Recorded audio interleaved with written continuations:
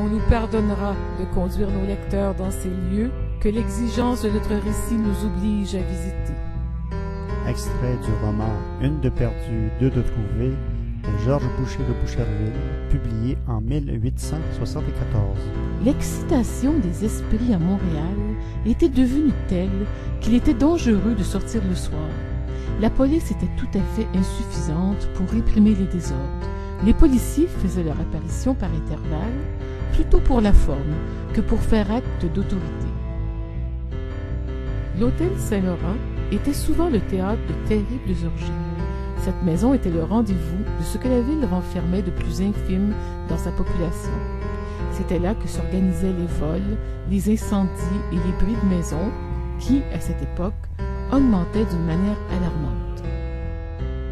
Comme il avait été convenu, d'un tacite et commun accord, de garder ce lieu comme un terrain neutre, on n'y parlait jamais politique, ce qui n'empêchait pas que, sous d'autres prétextes, on élevât des querelles dont les haines de race étaient la cause. Heureusement qu'il était rare que l'on fît usage d'armes meurtrières.